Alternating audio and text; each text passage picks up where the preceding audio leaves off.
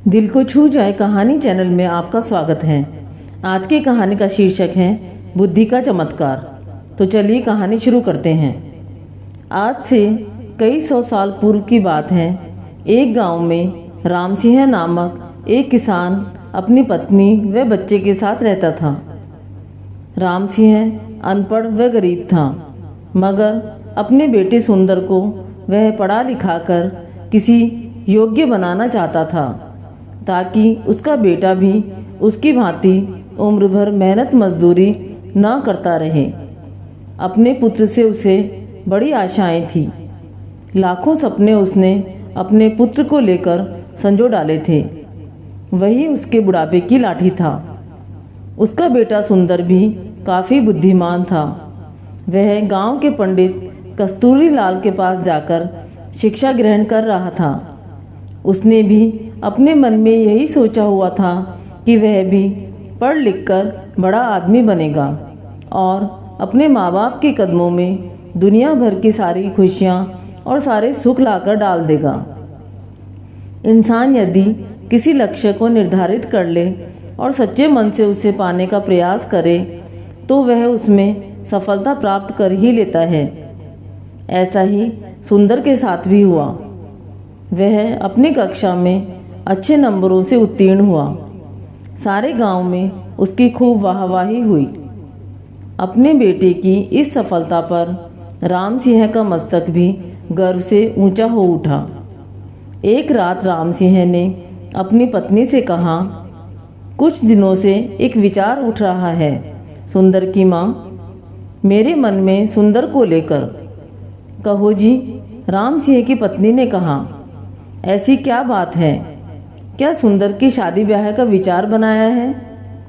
अरे भगवान, शादी ब्याह तो समय आने पर हम उसका करेंगे ही, मगर अभी उसे अपने पैरों पर तो खड़ा होने दो।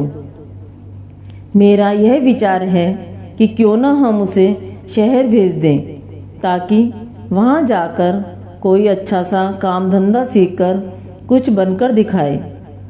यहाँ तो गांव में बस मेहनत मजदूरी का ही धंधा है। पढ़ने लिखने के बाद भी उसे यही धंधा करना है तो फिर पढ़ाई लिखाई का लाभ ही क्या है? हमारा तो अपना कोई खेत भी नहीं है जिसमें मेहनत करके वह कोई तरक्की कर सके। मगर सुंदर के बापू, सुंदर ने तो आज तक शहर देखा ही नहीं है। हम किसके भरोसे उसे शहर भेज दें?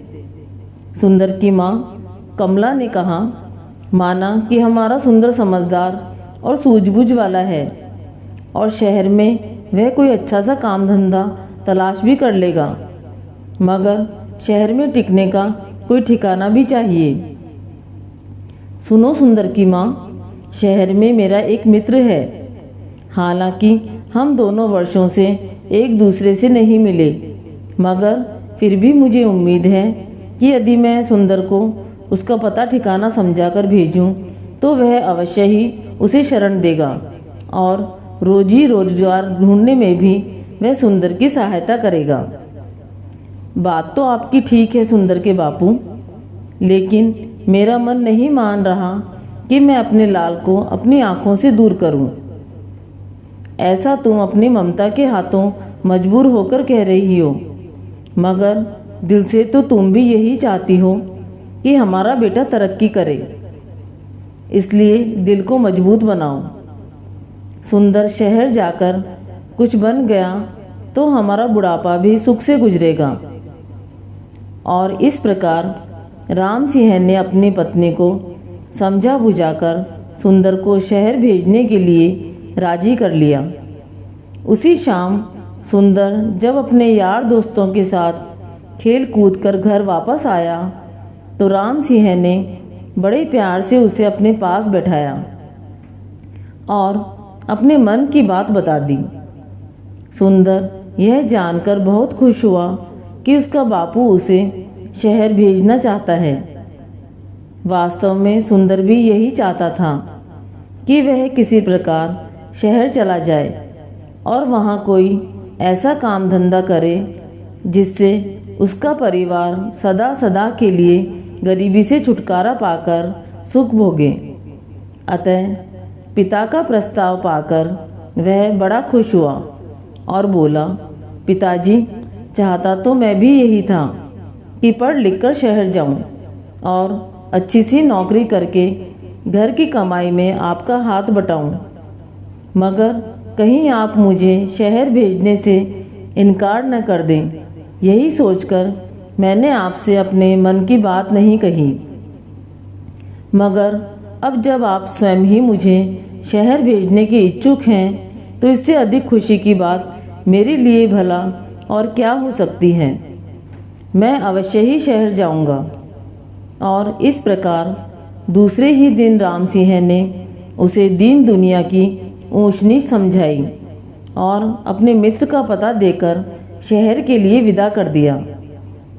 सुंदर काफ़ी सूझबूझ वाला समझदार युवक था। अपने माता पिता के दुख दर्द को वह भली भांति समझता था। वह यह भी जानता था कि गांव में रहकर तो उसका भविष्य अंधकार में ही डूबा रहेगा, जबकि उसकी इच्छा बड़ा आदमी बनकर अपने माता पिता को भरपूर सुख देना था। अतः खुशी खुशी वह शहर के लिए रवाना हो गया। शहर आकर सुंदर की आंखें चुंदिया गई। खूब भीड़ भड़क्का, सजी सवरी दुकानें, तांगे इक्कों का आवागमन। खैर, आश्चर्य से वह सब देखता सुंदर अपने पिता के कथित दोस्त से मिलने चल दिया। लेकिन जब वह पिता के बताए स्थान पर पहुंचा तो पता चला कि उसके पिता का दोस्त रामचंद्र तो न जाने कब का मर खप गया और अब तो उसके परिवार का भी कोई अता पता नहीं था। यह जानकर सुंदर बहुत निराश हुआ और सोचने लगा कि अब क्या होगा। आशा निराशा तो जीवन में चलती ही रहती है, लेकिन सुंदर उन युवकों में से नहीं था जो हताश होकर बैठ जाते हैं। उसमें हिम्मत और आत्मविश्वास कूट कूट कर भरा था। उसने अपने आप को दिलासा दिया और बोला, बेटे सुंदर, निराश होने से कुछ नहीं होगा। अब शहर आ ही गए हैं तो कुछ करके ही लौटेंगे। माँ और बापू ने मुझसे बड़ी उम्मीदें लगा रखी हैं। मैं ही उनके बुढ़ापे की लाठी हूँ। अब शहर आ ही गया हूँ तो कुछ बनकर ही लौटूंगा। तुझे याद नहीं, गांव में मास्टर जी कहा करते थे, हिम्मते मर्दा मदद ए खुदा, यानी जो लोग हिम्मत करते हैं उनकी मदद खुद भगवान करते हैं। अपने आप को इसी प्रकार हौसला बंधाता हुआ सुंदर पूछता पूछता एक सराय में आकर ठहर गया। उसने स्नान आदि से निवृत्त होकर थोड़ा आराम किया, फिर किसी नौकरी की तलाश में निकल पड़ा। वह जहाँ भी नौकरी मांगने जाता, दुकानदार उससे बातचीत करने के ढंग और उसकी सूझबूझ से प्रभावित तो होता, किंतु कोई जान पहचान न होने के कारण उसे नौकरी नहीं मिल पाती थी। इसी प्रकार कई दिन गुजर गए। सुंदर गांव में अपने साथ जो रुपया पैसा लेकर आया था वह भी लगभग समाप्त होने को था। अब तो सचमुच सुंदर को चिंताओं ने आ घेरा। वह सोचने लगा कि काश शहर में उसकी कोई जानकारी होती तो अवश्य ही उसे कोई नौकरी मिल जाती। एक दिन की बात है, सुंदर थक हार कर एक पेड़ के नीचे बैठा मौजूदा स्थिति के विषय में सोच रहा था। उससे कुछ ही दूरी पर राज कर्मचारी पेड़ की ठंडी छांव में बैठे गपशप कर रहे थे। अनमना सा सुंदर उनकी बातें सुनने लगा। वे एक दूसरे से कह रहा था, कुछ भी कह भाई रामवीर, तू है बड़ा नसीब वाला। हम दोनों साथ साथ ही राज दरबार की सेवा में आए थे, मगर तू तरक्की करके राजा जी का खजांची बन गया और मैं रहा सिपाही का सिपाही। इसे कहते हैं तकदीर। तकदीर भी उन्हीं का साथ देती है। गंगाराम जो सूझबूझ और हिम्मत से काम लेते हैं। मैंने अपनी सूझबूझ से कुछ ऐसे काम किए कि महाराज का विश्वास पात्र बन गया और उन्होंने मेरी ईमानदारी देखकर मुझे खजांची बना दिया। ना ना भाई, तू जरूर किसी साधु या फकीर से कोई मंत्र वंतर पढ़वा कर लाया होगा जो इतनी जल्दी इतनी तरक्की कर ली, वरना मैं क्यों न किसी ऊंचे पद पर पहुंच गया। भैया तुम मुझे भी अपनी कामयाबी का राज बता।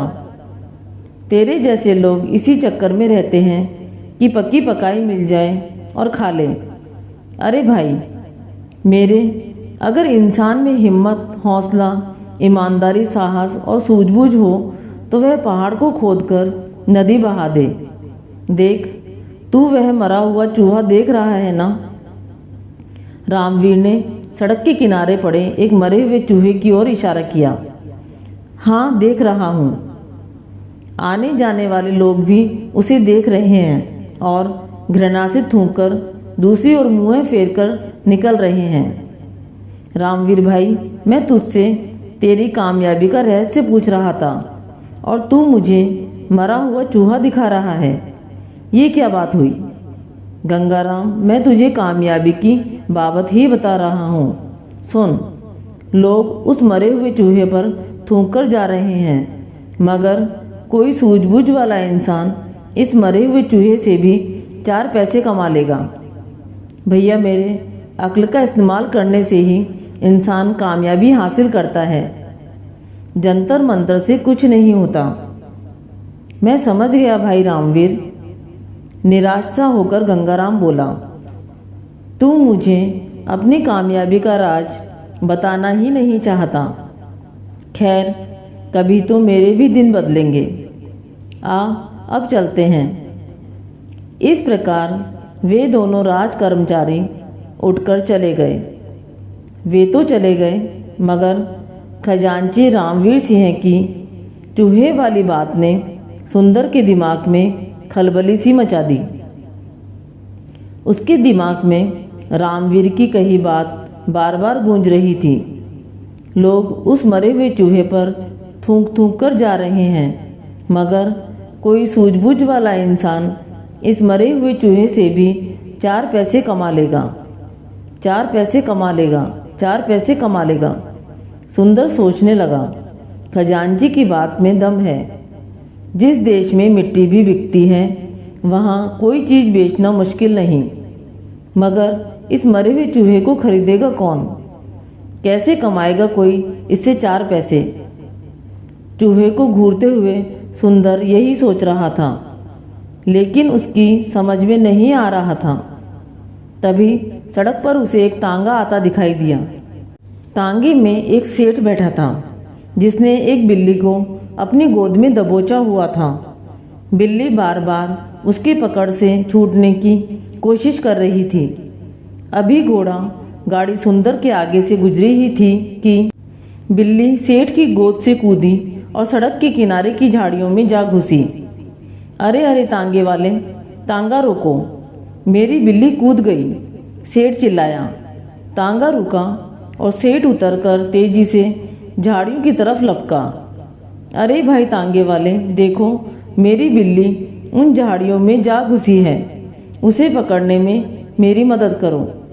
सेठ झाड़ियों के पास जाकर बिल्ली को बुलाने लगा। इसी बीच तांगे वाला और सुंदर सहित कुछ अन्य लोग भी वहाँ जमा हो गए थे।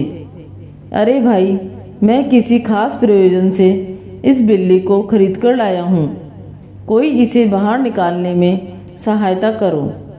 सेठ बेताब होकर एकत्रित हो गए लोगों से गुहार कर रहा था, जबकि झाड़ियों में घुसी बिल्ली पंजे झाड़ झाड़ कर घुर्रा रही थी। देख नहीं रहे हो सेठ जी कि बिल्ली किस प्रकार घुर्रा रही है? एक व्यक्ति बोला। हाथ बढ़ाते ही झपट पड़ेगी। यह सब देखकर सुंदर के मस्तिष्क में राजा के खजांची की बात गूंज गई। कोई सूझबूझ वाला इंसान इस मरे हुए चूहे से भी 4 पैसे कमा लेगा। सुंदर के मस्तिष्क में धमाका सा हुआ और तुरंत उसके मस्तिष्क में एक युक्ति आ गई। वह सेठ से बोला, सेठ जी, अगर मैं आपकी बिल्ली को काबू में करके दूं तो आप मुझे क्या देंगे? सेठ जी ने तुरंत सुंदर की ओर देखा और बोला, भाई तू मेरी बिल्ली को काबू कर देगा तो मैं तुझे चांदी का एक सिक्का दूंगा। चांदी का सिक्का? सुंदर के मुंह में पानी भर आया। ठीक है, आप यहीं रुकिए, मैं अभी आपकी बिल्ली काबू करके आपको देता हूँ। कहकर सुंदर दौड़ा दौड़ा उसी दिशा में गया जिधर मरा हुआ चूहा पड़ा था। वाह बेटा सुंदर, बन गया काम। उस खजांची ने ठीक ही कहा था कि यदि सूझबूझ से काम लिया जाए तो इस मरे हुए चूहे से भी 4 पैसे कमाए जा सकते हैं। सुंदर ने मन ही मन खुश होते हुए एक रस्सी तलाश की और चूहे की गर्दन में फंदा डालकर झाड़ियों की ओर चल दिया। हटो हटो, सब पीछे हटो। भीड़ को एक और हटाता हुआ सुंदर बोला, बिल्ली अभी बाहर आती है। अरे मरा हुआ चूहा, यह तो वहाँ पड़ा था, किसी ने कहा। दूसरा बोला, भाई वाह, इस लड़के ने तो मौके का फ़ायदा उठाकर एक सिक्का कमा लिया। इसे कहते हैं बुद्धि का करिश्मा। यह लड़का अवश्य ही एक दिन बड़ा आदमी बनेगा। लोग तरह तरह की बातें बनाने लगे। सुंदर झाड़ियों के करीब बैठ गया और रस्सी से बंधे चूहे को बिल्ली के सामने लहराने लगा। मोटे चूहे को देखकर बिल्ली के मुंह में पानी भर आया। एक नज़र उसने मैत्री भाव से सुंदर की ओर देखा, फिर दुम हिलाती हुई धीरे धीरे सुंदर के करीब आने लगी।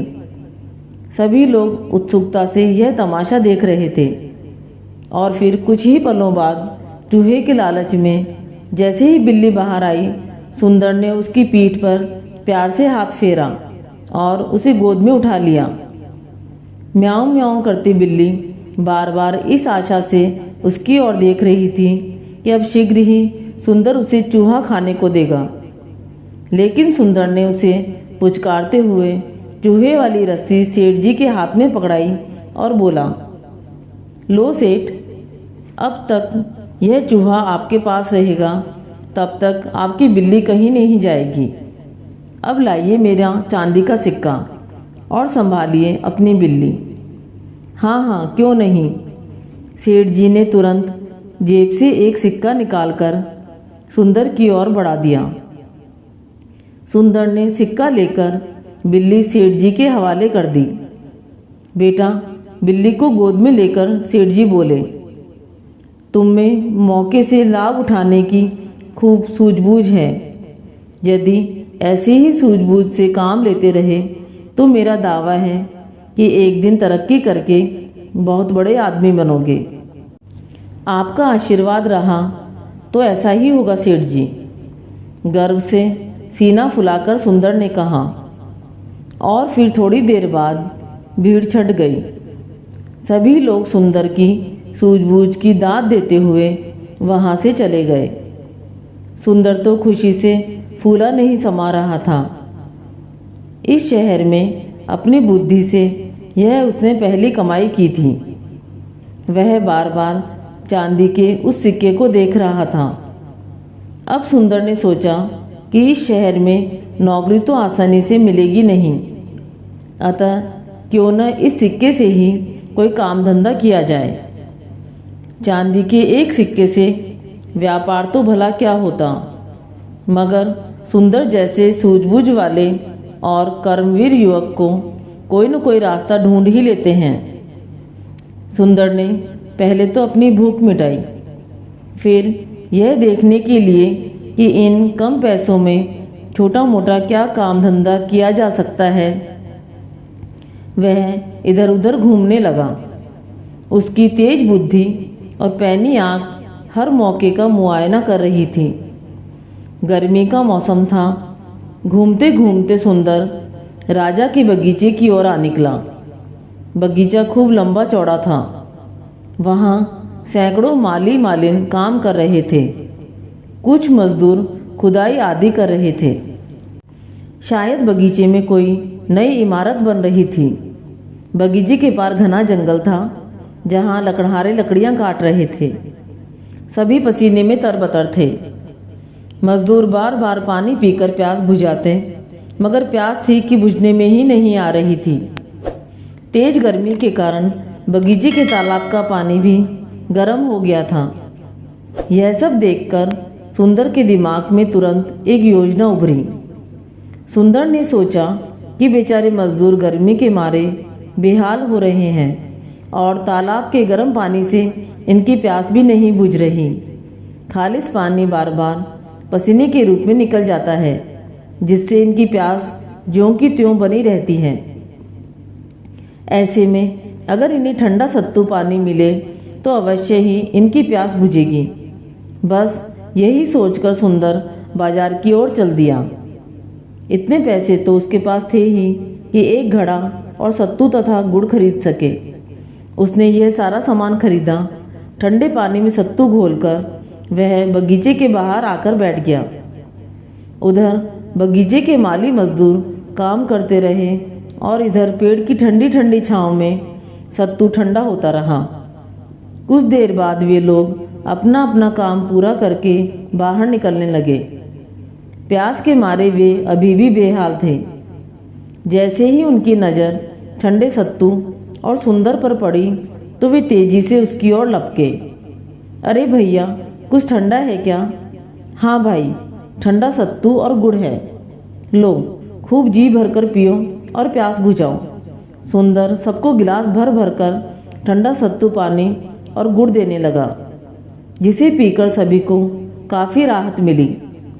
जब सब सत्तू पानी पीकर तृप्त हो गए तो उन मालियों का सरदार बोला, भैया, इस भरी दोपहरी में हमें ठंडा सत्तू पानी पिलाकर तुमने हम पर बड़ा उपकार किया है। अब तुम ही बताओ कि इस उपकार के बदले हम तुम्हें क्या दें? जो आपकी इच्छा हो दे दीजिए। मैंने तो आप लोगों को प्यास से बेहाल देखा तो अपनी कमाई से यह घड़ा और सत्तू पानी खरीद कर लाया, ताकि आप सबको कुछ राहत मिले। अब मेरी इस मेहनत के बदले आप जो कुछ देंगे मैं ले लूँगा। सहज भाव से सुंदर ने कहा, ठीक है बेटा, हमें तो मेहनताने के रूप में यह फूल ही मिलते हैं, जिन्हें बाजार में बेचकर हम अपना गुजारा कर लेते हैं। हम सब अपने अपने हिस्से के कुछ फूल तुम्हें भी देते हैं। तुम भी इन्हें बाजार में बेचकर 4 पैसे कमा लेना। बूढ़ा माली बोला, जैसी आपकी मर्जी। और फिर बूढ़े मजदूर ने एक खाली टोकरी सुंदर के सामने रख दी और अपने हिस्से के कुछ फूल भी उसमें डाल दिए। अपने सरदार की देखा देखी दूसरे मालियों ने भी अपने हिस्से के फूलों में से थोड़े थोड़े फूल उसमें डाल दिए। इस प्रकार देखते ही देखते सुंदर के सामने रखी खाली टोकरी फूलों से भर गई। बेटा, तुम्हारा नाम क्या है? मालियों के सरदार ने पूछा। सुंदर। सुंदर बेटा, तुम इसी तरह हमें रोज़ ठंडा सत्तू पिलाया करो और हम तुम्हें रोज़ फूल दिया करेंगे। इस तरह हमारी प्यास भी बुझ जाया करेगी और तुम्हें भी फूल बेचकर 4 पैसे मिल जाया करेंगे। ठीक है काका, खुश होता हुआ सुंदर बोला। मेरा तो काम ही लोगों की सेवा करना है। मजदूरों के जाने के बाद सुंदर ने खाली मटका बगल में दबाया और फूलों की टोकरी सिर पर रखकर चल दिया।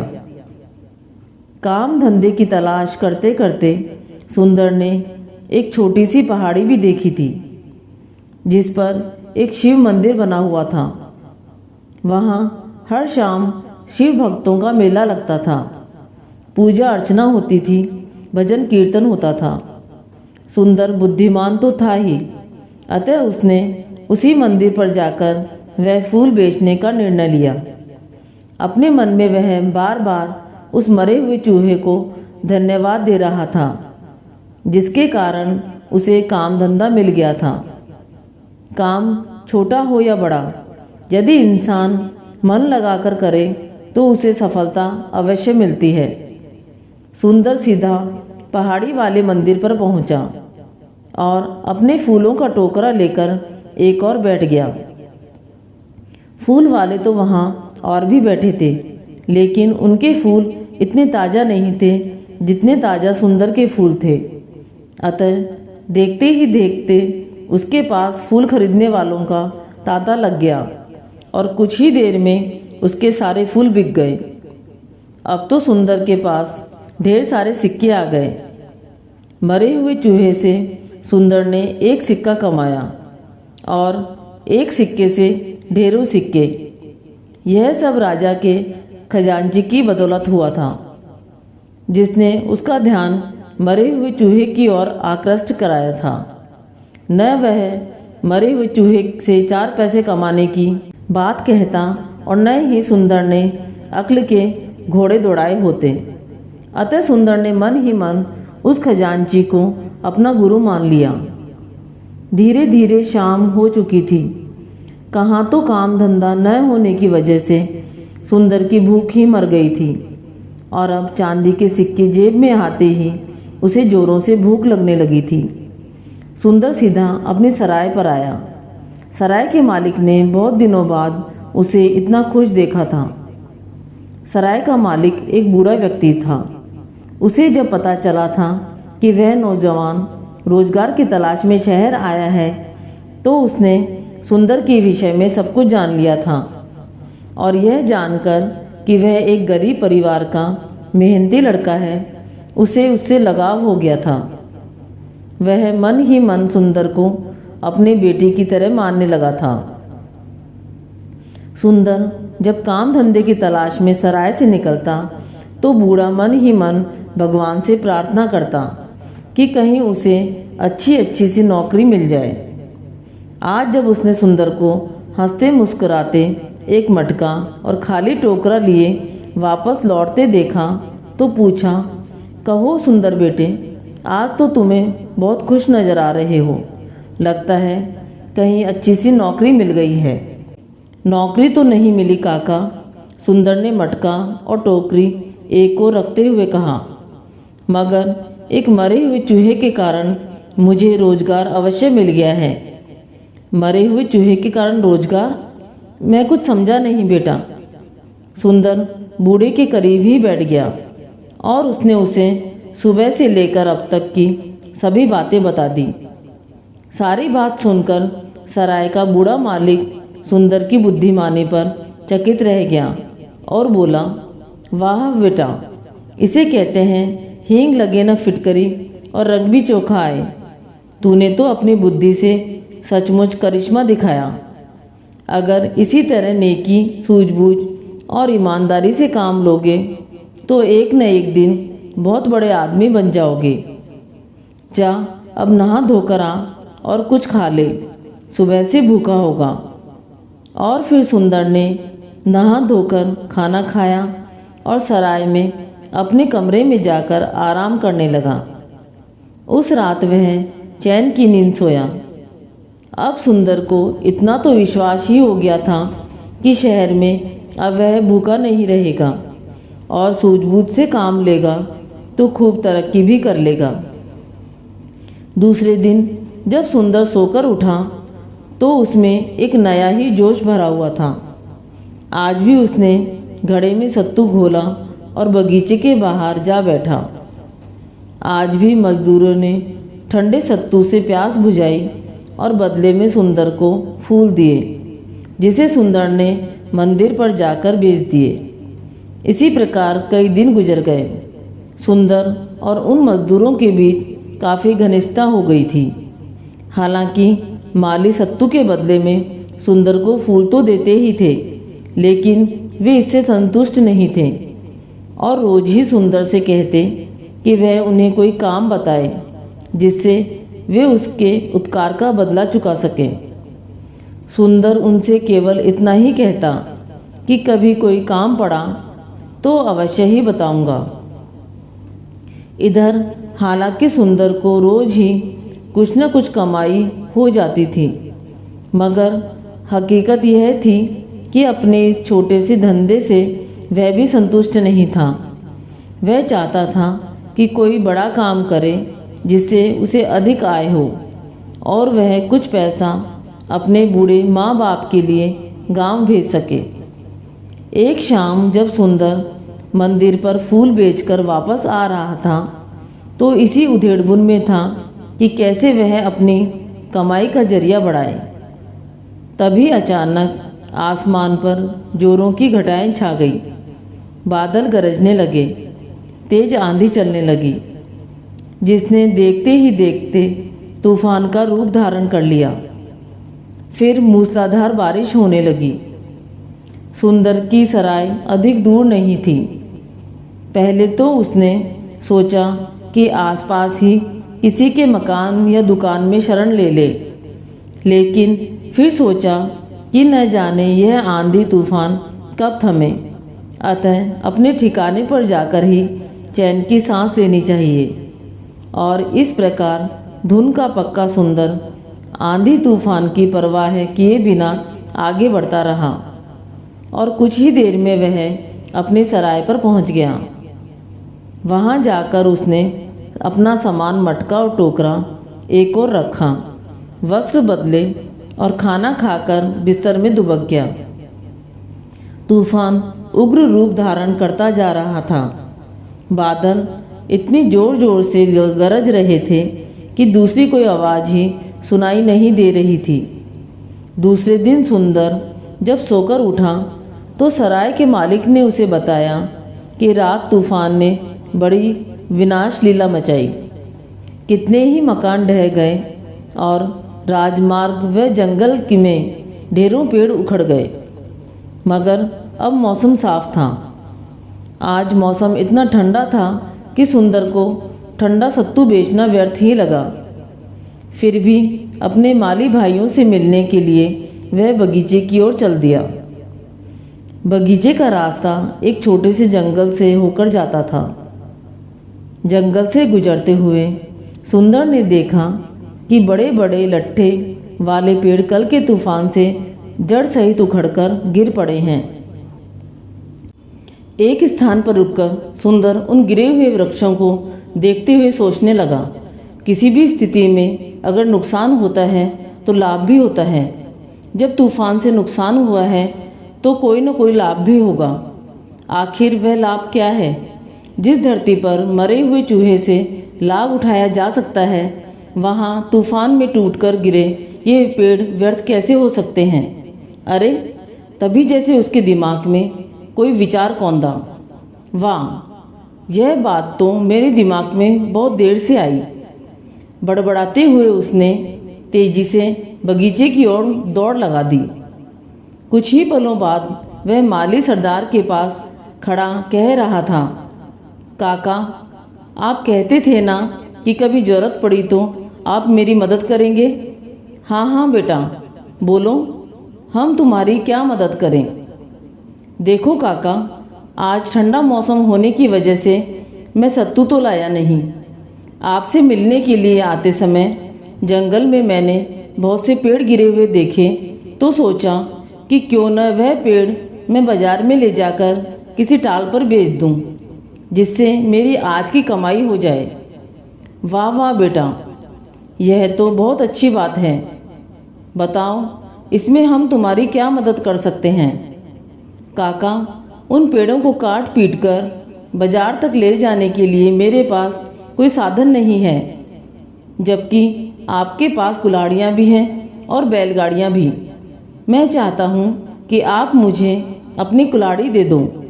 शाम तक मैं उन पेड़ों को काट काट कर लकड़ियाँ बना लूँ। तब आप अपनी बैलगाड़ियों में उन्हें शहर के बाजार पहुँचा दें। क्यों नहीं बेटा, क्यों नहीं, सभी मजदूर एक साथ बोल उठे। तुमने हमारे दुख में हमारा साथ दिया है, तो क्या हम तुम्हारा इतना काम भी नहीं करेंगे। लेकिन बेटा, सभी मजदूरों के खामोश होने के बाद मुखिया ने कहा, कुल्हाड़ी से लकड़ियां काटने का काम तुम्हारा नहीं, तुम कुछ देर ठहरो, हम सब यहाँ का काम निपटाकर तुम्हारे साथ चलेंगे और लकड़ियाँ काट कर बैलगाड़ियों पर लाद देंगे। फिर जहाँ तुम्हारी इच्छा हो ले जाना। और फिर ऐसा ही हुआ। सभी मजदूरों ने जल्दी जल्दी बगीचे का अपना काम निपटाया फिर कुल्हाड़ी और खुरपियाँ लेकर सुंदर के साथ जंगल में आ गए। सबने मिलकर बड़े बड़े पेड़ों को काट पीट कर बैलगाड़ियों में भर दिया। सभी मजदूर बड़े उत्साह और लगन से सुंदर का यह कार्य कर रहे थे। जब सभी बैलगाड़ियां लकड़ियों से भर गई तो सुंदर उन्हें लेकर बाजार की ओर चल दिया। बाजार में लकड़ियों के व्यापारी आते रहते थे, जो वहां से लकड़ियां ले जाकर दूर दराज के गांवों में बेचा करते थे। सुंदर की लकड़ियां कटी कटाई और साफ सुथरी थीं, अतः व्यापारी लोग बहुत खुश हुए और अच्छे दामों में सुंदर की वह लकड़ियां बिक गई। सुंदर को उन लकड़ियों से काफ़ी अच्छे दाम मिले। अब तो उसका हौसला और भी बढ़ गया। अब तक सुंदर यह बात तो अच्छी तरह समझ गया था कि बुद्धि और साहस से असंभव कार्य को भी संभव करके दिखाया जा सकता है। लकड़ियां बेचकर सुंदर सीधा सराय के मालिक के पास पहुंचा, जो उसे अपना धर्म का बेटा मानता था। सुंदर ने जब उसे पूरी बात बताई तो उसकी सूझबूझ पर वह भी बहुत खुश हुआ। वाह बेटे, तुमने तो इस शहर में आकर कमाल ही कर दिया। सचमुच इस देश को तुम्हारे जैसे चतुर और सूझबूझ वाले नौजवानों की जरूरत है। तुम्हारे जैसे साहसी नौजवान ही देश और माता पिता का नाम रोशन करते हैं। यह सब मरे हुए चूहे की करामात है काका, कहकर सुंदर हंस पड़ा। बस बेटा, इस बूढ़े की तो एक ही इच्छा है कि तुम दिन दूनी और रात चौगुनी तरक्की करो। लेकिन एक बात याद रखना। वह क्या काका? एक तो कभी घमंड मत करना और दूसरे किसी गरीब को मत सताना। बूढ़े ने कहा, घमंडी लोगों को एक न एक दिन नीचे देखना पड़ता है। और बेटे, गरीब की हाय बुरी होती है। जहाँ तक हो सके दूसरों के भले की बातें सोचना। दूसरों के भले में ही अपना भला है। मैं आपकी यह सीख याद रखूँगा काका। सुंदर ने कहा, अरे हाँ बेटा, एक बात तो मैं तुम्हें बताना भूल ही गया। क्या काका? देखो बेटा, अगर तुम चाहो तो रातों रात अमीर बन सकते हो। ऐसा क्या काम है काका? मैं तो चाहता हूँ कि रातों रात अमीर बनकर अपने माता पिता की गरीबी की दलदल से निकालूं। बेटे, परसों हमारे शहर में घोड़ों का एक व्यापारी 500 घोड़े लेकर आ रहा है। बस बस काका, मैं समझ गया। सुंदर की तेज बुद्धि तुरंत जाग उठी। क्या समझ गया बेटा? जब शहर में सैकड़ों घोड़े आ रहे हैं तो उनके लिए चारे दाने की भी तो जरूरत पड़ेगी। हाँ बेटा, मैं यही कह रहा था कि तुम तुरंत घोड़ों के दाने पानी का इंतजाम करो। तुम्हें अच्छी कमाई होगी। आप ठीक कहते हैं काका, मैं कल ही इस काम में जुट जाता हूँ। लेकिन बेटा, इतना दाना या घास तुम लाओगे कहाँ से? मैं सब इंतजाम कर लूँगा काका। ठीक है बेटे, भगवान तुम्हें कामयाबी दे। अब तुम अपने कमरे में जाओ, मैं तुम्हारे लिए खाना भिजवाता हूँ।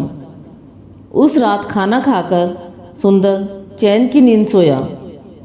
दूसरे दिन उठकर वह नित्य कर्म से निपटकर सीधा एक हलवाई की दुकान पर पहुंचा। घोड़ों के लिए घास चारे का इंतजाम कहाँ से और कैसे करना है, यह रात में ही वह सोच चुका था। हलवाई की दुकान पर जाकर वह बोला, लाला, एक टोकरा लड्डू बंधवा दो। अभी लो भैया। हलवाई ने तुरंत एक टोकरा लड्डू बंधवाकर सुंदर के हवाले कर दिए। सुंदर ने लड्डुओं का टोकरा उठाया और सीधा बगीचे की ओर चल दिया। माली व मजदूरों ने सुंदर को दूर से ही देख लिया था। वे सभी उसकी ओर दौड़ पड़े। वे सभी जानना चाहते थे कि सुंदर कल जो लकड़ियां लेकर गया था उनका क्या हुआ। अरे सुंदर भैया, आज तुम्हारा सत्तू का घड़ा कहाँ गया? भाई लोगों, आज मैं तुम्हारे लिए सत्तू नहीं लड्डू लाया हूँ। लो, जी भरकर लड्डू खाओ। कहते हुए सुंदर सभी को लड्डू बांटने लगा। अरे बेटा, मजदूरों के सरदार ने पूछा, आज ये लड्डू किस खुशी में बांट रहे हो? काका, कल आप लोगों ने जो मेरी मदद की थी और जो लकड़ियाँ मैं बाजार लेकर गया था, उनके मुझे बहुत अच्छे पैसे मिले थे। मैंने सोचा कि क्यों न आप लोगों का मुँह मीठा करवाऊँ। तुम धन्य हो सुंदर बेटे, जो हम गरीबों के प्रति तुम्हारे मन में इतना प्यार और अपनापन है, वरना आज के स्वार्थी युग में कौन किसका हमदर्द है। देखो बेटा, हमारे लायक कोई काम हो तो निसंकोच बताओ। एक काम तो है काका। हाँ हाँ बोलो, बताओ बताओ सुंदर भैया। सभी मजदूर एक साथ बोल उठे। तुम्हारा कोई भी काम करके हमें बड़ी खुशी होगी। मुझे 500 बोरे ताज़ा घास चाहिए। कब चाहिए बेटा? सरदार ने पूछा। कल सुबह तक। यह तो कोई बड़ी बात नहीं। हम सब अपना काम खत्म करने के बाद घास काटने में जुट जाएंगे। लेकिन बेटा, हमारे पास बोरे नहीं हैं। तुम बाजार से बोरों का इंतज़ाम कर लाओ, तब तक हम लोग अपना काम खत्म कर लेते हैं। ठीक है काका। और फिर सुंदर ने शीघ्र ही बोरों का इंतजाम करके सरदार के हवाले कर दिए। दूसरे दिन जब सुंदर उनके पास आया, तब तक 500 बोरे घास तैयार थी। सुंदर ने घास के बोरों को बैलगाड़ियों पर लदवाया और उस मैदान के बाहर ले आया जहां कल घोड़ों के व्यापारी ने आकर डेरा डालना था। सुंदर ने भी अपने ठहरने के लिए वहीं एक तंबू तान लिया। लकड़ियों से की गई कमाई इस समय उसके काफ़ी काम आ रही थी। ऊपर से मजदूर उसकी जो मदद कर रहे थे, उसका तो कोई मोल ही नहीं था। प्यार में बड़ी ताकत होती है। सुंदर ने मजदूरों के प्रति जो हमदर्दी दिखाई थी, उसके बदले में उसे उनसे इतना प्यार और सहयोग मिल रहा था कि सुंदर धन्य हो उठा। दूसरे दिन सुबह होते ही घोड़ों का व्यापारी वहां आ पहुंचा। कुछ देर पहले वहां खामोशी छाई हुई थी, मगर अब भूखे घोड़ों की हिनहनाहटों की आवाज़ से पूरा इलाका गूंज उठा था। घोड़ों का मालिक घोड़ों के चारे पाने के लिए चिंतित था कि इतने घोड़ों के लिए चारे का इंतजाम कहाँ से हो। जो चारा वह लेकर चला था, वह सारा सफ़र में ख़त्म हो गया था। इधर व्यापारी के नौकरों ने बाड़े में घोड़ों को बांधना शुरू किया। उधर मौके का लाभ उठाने के लिए सुंदर तुरंत घोड़े के व्यापारी के पास जा पहुंचा। राम राम सेठ जी, मेरा नाम सुंदर है। आप हमारे राज्य में आए हैं, आपका स्वागत है। मेरे लायक कोई सेवा हो तो बताएं। देखो बेटे, फ़िलहाल तो हमें अपने घोड़ों के लिए घास चाहिए। क्या तुम हमारे घोड़ों के लिए उम्दा घास का बंदोबस्त कर सकते हो? देखो, हमारे घोड़े भूख से व्याकुल हैं। सेठ जी, आप हमारे राज्य में आए हैं, इसलिए हमारे अतिथि हैं और अतिथि की सेवा करना हमारा धर्म है। आपके आने की खबर सुनकर मैंने पहले ही आपके घोड़ों के लिए घास का इंतजाम कर रखा है। आप अपने सेवकों को मेरे साथ भेजिए, मैं अभी घास के गट्ठर बाड़े में पहुंचवा देता हूं। सेठ ने तुरंत अपने सेवकों को सुंदर के साथ जाने का आदेश दिया। सुंदर उन सभी को अपने डेरे पर ले गया और एक एक गट्ठर उनके सिर पर लाद दिया। इस प्रकार कुछ ही देर में बाड़े में घास के गट्ठरों का ढेर लग गया, जिनसे दूसरे मजदूर घास निकाल निकाल कर घोड़ों के आगे डालने लगे। यह सब देखकर घोड़ों का व्यापारी बहुत खुश हुआ और बोला, वाह बेटे, तुमने मेरी सारी चिंता दूर कर दी। यह लो मेरी तरफ से 100 स्वर्ण मुद्राएं। 100 सोने की मोहरें देखकर सुंदर की खुशी का ठिकाना नहीं रहा। पलक झपकते ही वह धनवान बन गया था। एक बार उसे फिर उस मरे हुए चूहे की याद आई, जिसके बारे में राजा के खजांची ने कहा था, यदि कोई चाहे तो उस मरे हुए चूहे से भी 4 पैसे कमा सकता है। 4 पैसे क्या, उस मरे हुए चूहे की बदौलत तो आज सुंदर अच्छा खासा धनवान बन गया था। सोने की सिक्कों की थैली संभाले सुंदर तेजी से सराय की ओर चल दिया।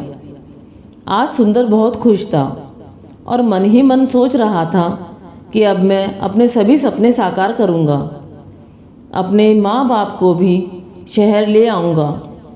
गांव में न जाने वह बेचारे कैसे गुजर बसर कर रहे होंगे। यही सोचता हुआ वह सराय पर आ पहुँचा। कहो सुंदर बेटे, उसे देखते ही सराय के बूढ़े मालिक ने कहा, आज का दिन कैसा गुजरा और कल रात तुम कहाँ रहे? सुंदर ने बूढ़े को कल से लेकर आज तक की सारी बात बताई कि किस प्रकार उसने घास का इंतजाम किया और कैसे रात भर घास की रखवाली करता हुआ बाड़े के बाहर बैठा रहा और किस चतुराई और सूझबूझ से घोड़ों के व्यापारी को घास बेचकर 100 सोने की मुद्राएं हासिल की।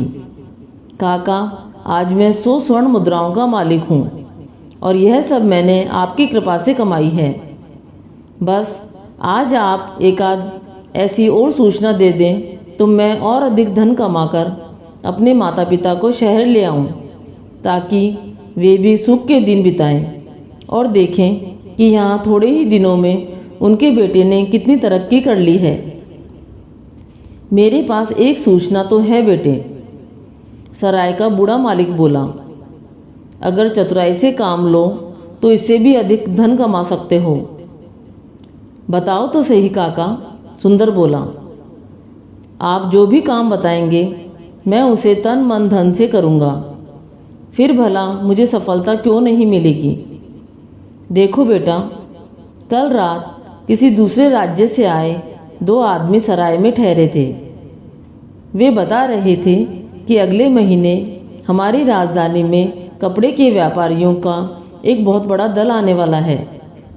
वह व्यापारी यहाँ के थोक व्यापारियों को अपना माल बेचते हैं और वह थोक व्यापारी उनसे माल लेकर फुटकर में बेचते हैं। अगर तुम मेरी बताई तरकीब से काम लो तो जल्दी ही मोटी कमाई कर लोगे। वह तरकीब क्या है काका? सुनो, कान इधर लाओ। और फिर बूढ़ा उसे धीरे धीरे कुछ समझाने लगा। वाह काका, बूढ़े की बात सुनकर सुंदर खुशी से उछल पड़ा और बूढ़े को अपनी बाहों में भरकर खुशी से नाचते हुए बोला, यह तो आपने लाख रुपए की बात बताई। आप चिंता न करें काका, मैं इस काम की सफलता के लिए ऐसी गोटी फिट करूँगा कि हमारे व्यारे न्यारे हो जाएंगे। अगर मैं कामयाब हो गया तो आपकी इस सराय को भी कायाकल्प कर दूंगा। इस पूरे शहर में आपकी सराय जैसी बड़ी और सुविधाओं से परिपूर्ण कोई दूसरी सराय नहीं होगी। बेटा, मैं तो मालिक की दुआ से इस हाल में खुश हूँ। मेरी तो यही कोशिश रहती है कि हमारे राज्य के नवयुवक खूब तरक्की करें। सुंदर बूढ़े काका के पास काफ़ी देर तक बैठा उसे अपने विषय में बताता रहा। इसी प्रकार धीरे धीरे समय गुजरने लगा। सुंदर ने बूढ़े काका की सलाह पर सराय के पास ही एक मकान किराए पर लिया। उसने अपने घर पर चिट्ठी डालकर अपनी कामयाबी की खबर भेज दी थी और यह भी लिखा था कि वह शीघ्र ही गांव आएगा। सुंदर ने अपने मकान में ही एक छोटी सी कपड़े की दुकान भी खोल ली थी। उसकी दुकान धीरे धीरे चल निकली थी। सराय के बूढ़े मालिक से उसे काफ़ी मदद मिलती थी। उसने अपने सभी मिलने वालों और जानकारों से कह दिया था कि वे सुंदर की दुकान से ही कपड़ा खरीदें।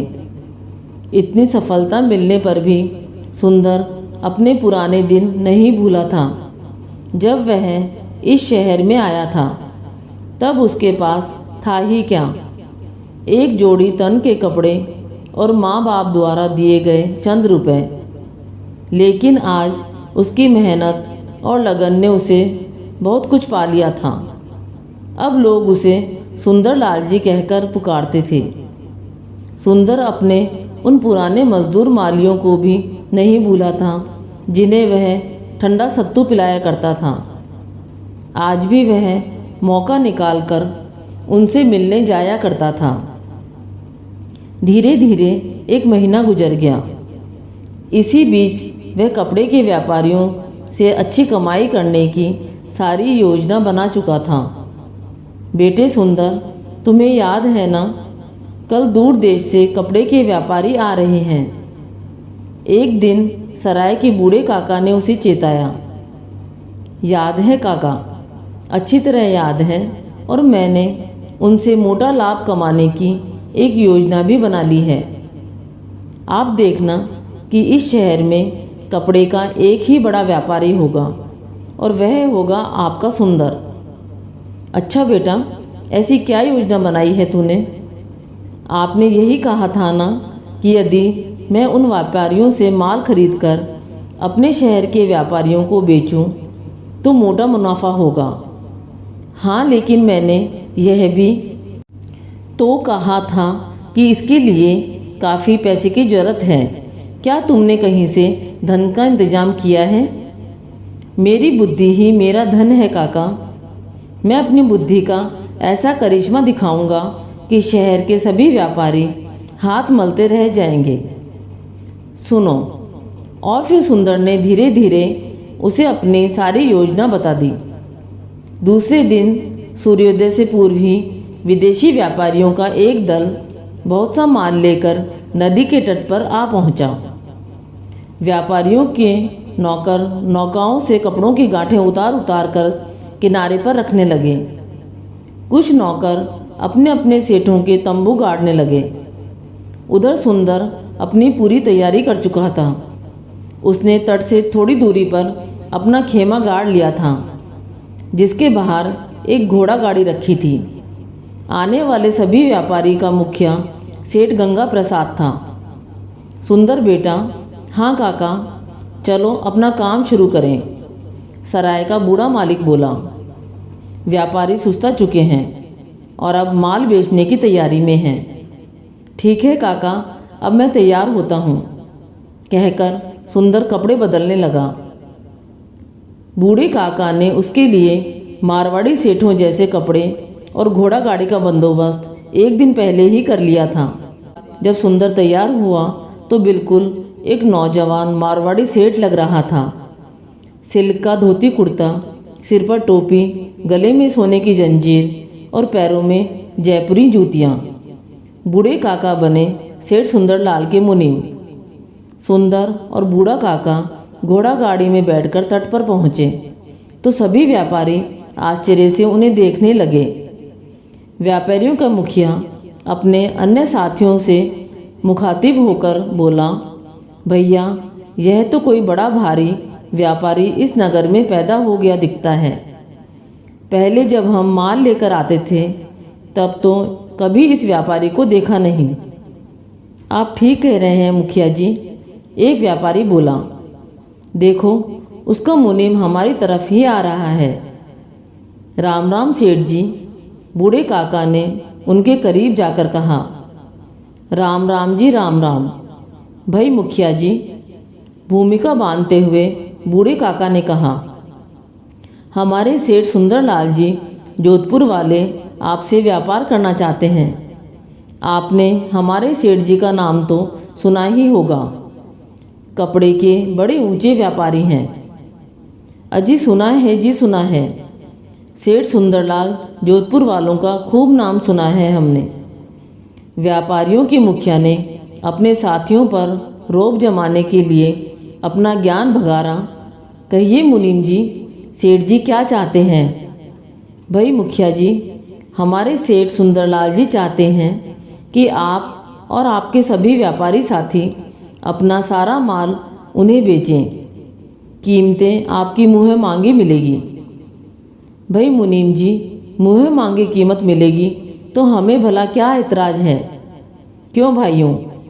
जैसा आप कहें मुखिया जी, सभी व्यापारी सम्मिलित स्वर में बोले। मगर एक शर्त है मुखिया जी। बूढ़ा काका बोला। क्या? भुगतान 4 दिन बाद होगा। तब तक आप हमारे सेठ जी की मेहमान नवाजी में आराम से रहो। ठीक है, आप अपने सेठ जी को हमारे डेरे में बुलाइए, लिखा पढ़ी कर लेते हैं। क्यों साथियों? हम खामख्वाही झंझट से बचेंगे। आप जैसे उचित समझें वैसा करें। और इस प्रकार बूढ़े काका और सुंदर ने उन सभी व्यापारियों का माल अपने कब्जे में कर लिया। नदी के तट पर आनन फानन में एक शामियाना लगवाया गया, जिस पर एक बोर्ड टांग दिया गया। सेठ सुंदरलाल जोधपुर वाले, कपड़ों के थोक विक्रेता। कुछ समय बाद शहर के दूसरे थोक व्यापारी जब वहां आए तो उस बोर्ड को देखकर हैरान रह गए कि भाई यह नया व्यापारी कहाँ से आ गया। सारे व्यापारी इकट्ठे होकर व्यापारियों के मुखिया के पास पहुँचे और दुआ सलाम के बाद पूछा, कहिए सेठ जी, इस बार क्या माल लाए हैं? अरे भैया, माल तो घना चोखा लाए थे, मगर इस बार तो सारा माल सेठ सुंदरलाल ने खरीद लिया। क्या कहा? सारा माल खरीद लिया? व्यापारी हैरानी से मुखिया का मुँह देखने लगे।